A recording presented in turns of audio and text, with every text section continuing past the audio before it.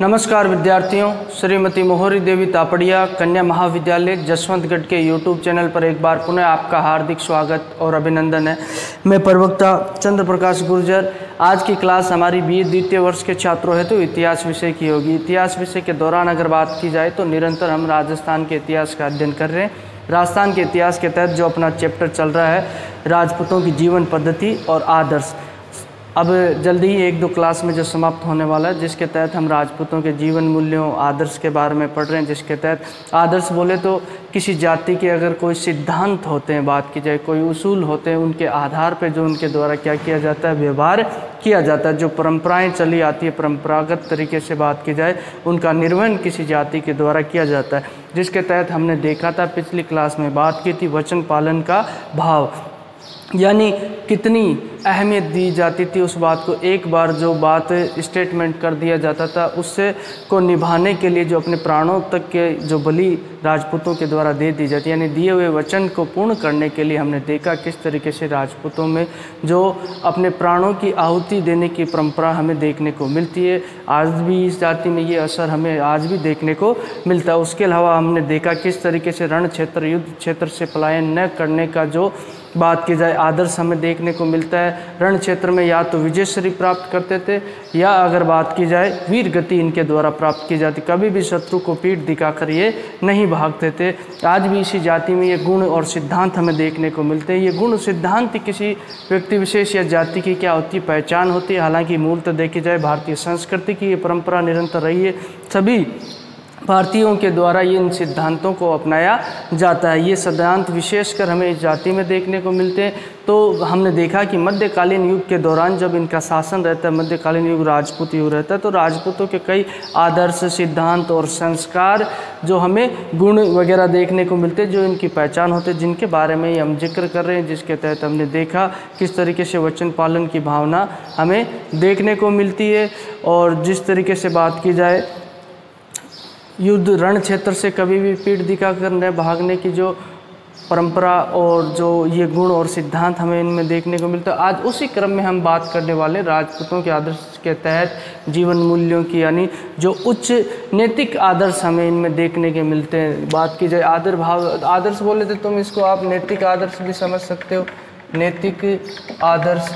इसके अलावा जो गुण इनके बात की जाए, गुण होते किसी जाति के, कोई सिद्धांत होते हैं बात की जाए, और संस्कार भी आप समझ सकते हो। जो परंपराएं हैं, परंपराएं भी इन्हें कहा जा सकता है। जिसके बारे में हम बात करें तो आज हम बात करेंगे आज की क्लास में शत्रु के प्रति क्या आदर भाव, किस तरीके से शत्रु का सम्मान करने की परंपरा हमें राजपूत जाति के अंदर देखने को मिलती है। ये सिद्धांत हमें इन राजपूत जाति के तहत देखने को मिलते हैं। ऐसे कई उदाहरण जो राजस्थान में हमें जो राजपूत जाति के तहत देखने को मिलते हैं कि उनके द्वारा जो वीरोचित भाव से, यानी वीरोचित भाव से जो अपने शत्रु का क्या किया जाता है, सम्मान, शत्रु के प्रति उदार व्यवहार और उसके प्रति जो आदर और सम्मान की भावना हमें देखने को मिलती है।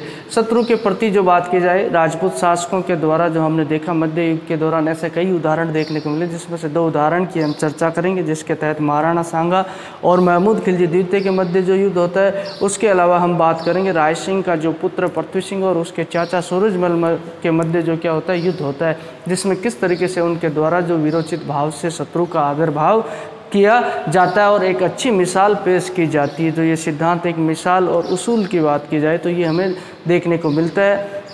तो जिसके तहत हम देखते हैं शत्रु के प्रति उदार भाव एवं आदर सम्मान, आदर सम्मान राजपूतों का परंपरागत आदर्श रहा है। ऐसे कई उदाहरण हमें जो इतिहास में देखने को मिलेंगे। शत्रु के साथ अच्छा व्यवहार, जो पराजित होने के पश्चात भी शत्रु के साथ अच्छा व्यवहार करने की परंपरा हमें देखने को मिलती है। शरणागत की रक्षा, हमने शरण दान की भावना की बात की थी, तो हम देखते हैं कि अगर कोई किसी शासक से शत्रु के द्वारा भी शरण मांगी गई तो शरण में आए हुए व्यक्ति की रक्षा करना क्षत्रिय धर्म और राजपूत धर्म माना जाता है। कई बार हम देखेंगे कि जो हमने शरणागत की बात की थी, जिस तरीके से जो राजा हमीर की हमने बात की, राणा हमीर जो रणथंबोर के शासक हैं, उनके द्वारा जो अपने शरण में आए हुए जो नव मुसलमान हैं, जो मंगोल है, अगर बात की जाए मोहम्मद शाह जो उनकी शरण में आता है, उसकी रक्षा करने के लिए अपने प्राणों का भी त्याग कर दिया, अपने राज्य का बलिदान उनके द्वारा कर दिया, उनकी पत्नी के द्वारा जौहर किया जाता है। ये कितना जो आदर्श उनके द्वारा जो पेश किया जाता है कि शरण में आए हुए व्यक्ति के साथ कभी भी धोखा नहीं करना चाहिए, उसकी रक्षा करना ही जो क्षत्रिय का क्या माना जाता है, धर्म माना जाता है। तो उसी तरह शरण में अगर कोई तुम्हारा शत्रु भी आकर तुम्हारे से शरण मांगे तो उसकी रक्षा करना एक अच्छा आदर्श माना जाता है, जिसके तहत हम देखते हैं कि राजस्थान में ऐसी कहावत भी प्रचलित है कि जो घर पे आया व्यक्ति है, वो जो व्यक्ति तुम्हारे घर पे आता है, चाहे तुम्हारा शत्रु हो, वो तुम्हारे माँ का जो माँ से तुम्हारी माँ से पैदा हुआ तुम्हारा भाई है, उसके सम्मान ही माना जाएगा। जो घर आयो और माँ जायो बराबर मान्यो जावे, ये जो कहावत हमें जो राजस्थान में जो मारवाड़ी में प्रचलित देखने को मिलती है कि घर आयो और माँ जायो काई हुए बराबर हुए। तो ये परंपरा जो हमें देखने को मिलती है राजपूतों से ही जो ये आदर्श हमें देखने को मिलता है, इस जाति के अंदर भी ये शत्रु का भी जो सम्मान करने की, आदर करने की परंपरा हमें देखने को मिलती है। अगर बात की जाए जो शासकों के मध्य युद्ध होते थे, उस युद्ध के दौरान जो रण क्षेत्र में अपने शत्रु को बंदी बना लिया जाता, उस शत्रु के साथ भी जो सम्मानजनक व्यवहार किया जाता। तुम देखोगे पृथ्वीराज चौहान के द्वारा जो प्रथम तराइन का युद्ध होता है 1191 ईस्वी, इस युद्ध में क्या कर लिया जाता है, मोहम्मद गौरी को बंदी बना लिया जाता है और मोहम्मद गौरी की भागती हुई सेना पर क्या नहीं किया जाता है, हमला नहीं किया जाता है। हाँ, उसको पराजित, हाँ बंदी नहीं बनाया, उसको पराजित कर दिया जाता है, लेकिन भागती हुई सेना पे उसका जो पृथ्वीराज चौहान के द्वारा हमला नहीं किया जाता, यानी किसी के पीठ पीछे वार नहीं करने की परंपरा हमें देखने को मिलती है, जिसकी भी हमने बात की थी। तो ये जो रण क्षेत्र में बंदी बनाए गए व्यक्ति के प्रति भी जो अपने जो हमें राजपूतों में जो आदर का भाव और सम्मान का भाव देखने को मिलता है, जिसके तहत राजस्थान में कई उदाहरण मिलते हैं। उनमें से हम 2 उदाहरणों पर चर्चा करेंगे। आज बात करने वाले गागरोन का युद्ध। गागरोन का युद्ध 1518 ईस्वी में होता है। किस किस के मध्य होता है? अगर बात की जाए तो मेवाड़ के शासक जो महाराणा कुंभा होते हैं, महाराणा सांगा होते हैं, महाराणा सांगा और मांडू मालवा का शासक कौन होता है? जो महमूद खिलजी द्वितीय होता है। ये कहाँ का शासक होता है? मालवा का शासक होता है। ये प्रतियोगिता परीक्षा की दृष्टि से भी महत्वपूर्ण क्वेश्चन पूछ लिया जा सकता है कि जो गागरोन का युद्ध कब हुआ? 1518 ईस्वी में। किस किस के मध्य होता है? जो राणा सांगा और मोहम्मद खिलजी द्वितीय के मध्य होता है। इस युद्ध की बात की जाए, ये भीषण युद्ध होता है। इस युद्ध में जो बात की जाए, राणा सांगा के द्वारा जो मोहम्मद खिलजी द्वितीय को पराजित कर दिया जाता है। दोनों की बात की जाए, जो पराजित करने के पश्चात दोनों बुरी तरीके से जो बात है घायल हो जाते हैं और मोहम्मद खिलजी काफ़ी ही जो घायल हो जाता है। तो उसी दौरान जो मोहम्मद खिलजी द्वितीय को जो राणा सांगा के द्वारा बंदी बना लिया जाता है, बंदी बनाकर उसे अपने शिविर में लेकर आते हैं। शिविर में लाने के पश्चात जो राणा सांगा के द्वारा खुद अपनी देख रेख में जो इसके घावों का उपचार करवाया जाता है। किसके? जो महमूद खिलजी द्वितीय। ये तो भले ही शत्रु था, अगर वह चाहता राणा सांगा तो इसकी गर्दन भी काट सकता था, लेकिन जो ये परंपरा हमें राजपूतों में देखने को मिलती है कि शत्रु के प्रति आदर भाव हमें रखना चाहिए, चाहे वह तुम्हारा शत्रु भी क्यों न हो। तो यही संस्कार और आदर्श हमें जो राजपूतों में देखने को मिलते हैं। किस तरीके से महमूद खिलजी द्वितीय की उसके द्वारा क्या करवाई जाती है? मरहम पट्टी करवाई जाती है, उसका उपचार करवाया जाता है। उपचार करवाने के पश्चात वह खुद उसे क्या ले जाता है? मेवाड़ लेकर चला जाता है और 6 माह तक जो चित्तौड़ उसको रखा जाता है। किसको?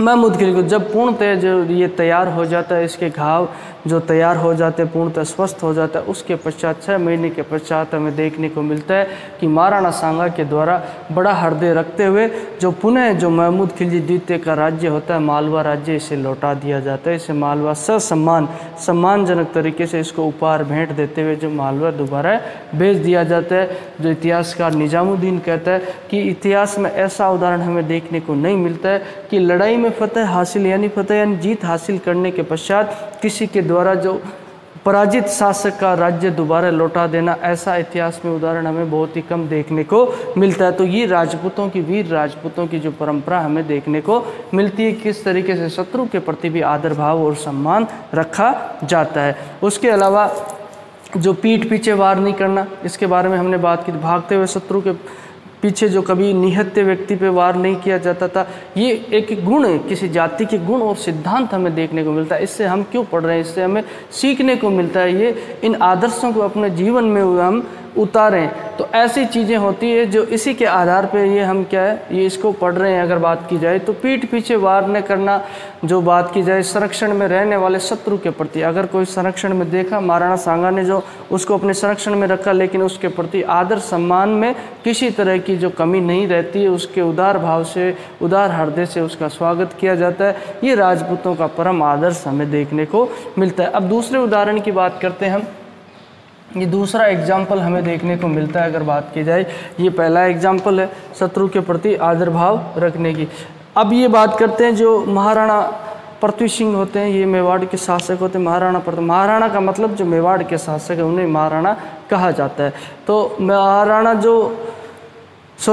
राय सिंह होंगे, उनका पुत्र है पृथ्वी सिंह और राय सिंह का भाई है सूरजमल, यानी कि ये तो भतीजा हो गया पृथ्वी सिंह तो, और ये हो गए चाचा।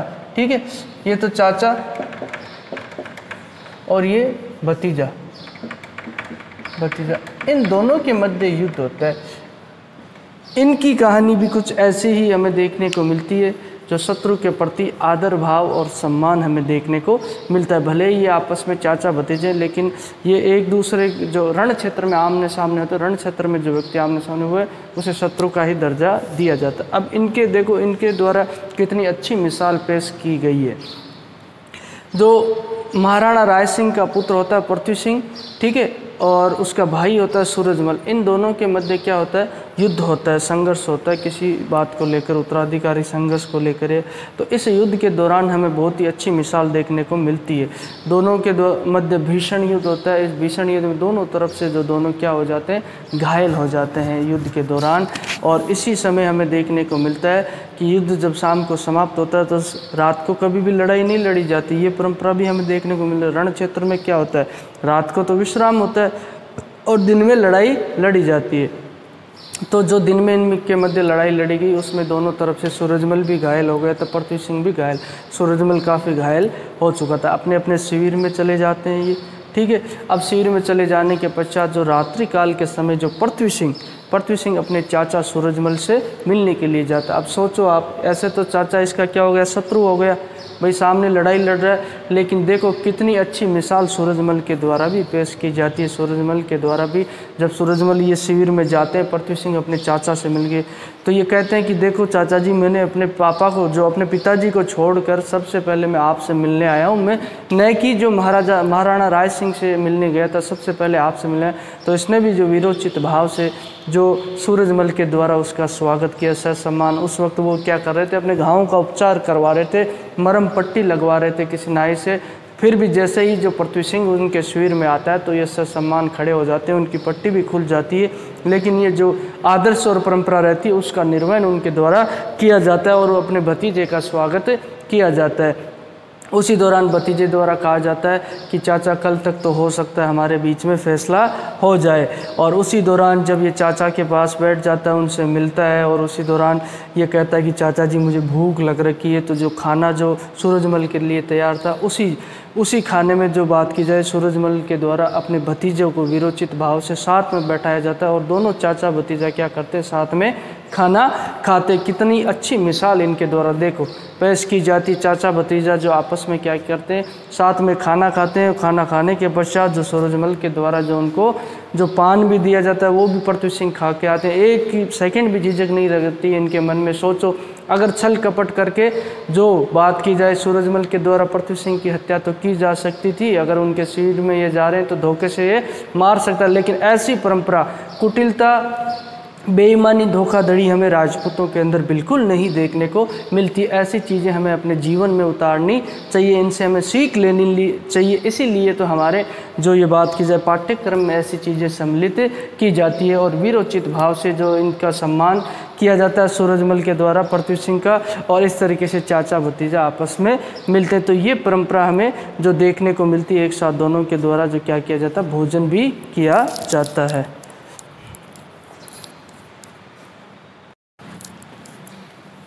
तो विद्यार्थियों, आज की क्लास में बात की जाए तो हमने राजपूतों के आदर्श के तहत देखा कि शत्रु के प्रति जो आदर भाव और सम्मान रखना, ऐसी परंपरा, सिद्धांत और उसूल हमें राजपूतों के मध्य देखने को मिलते हैं।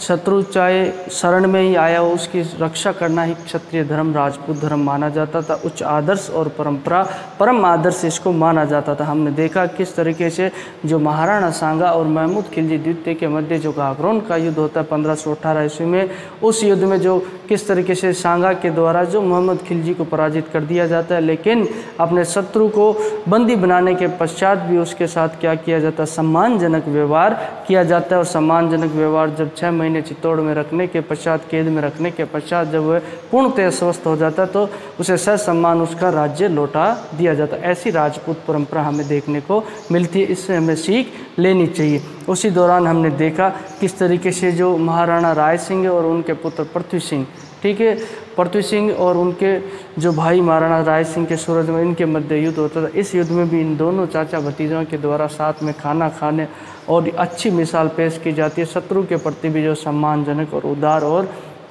जो अच्छा व्यवहार करने की परंपरा हमें देखने को मिलती है।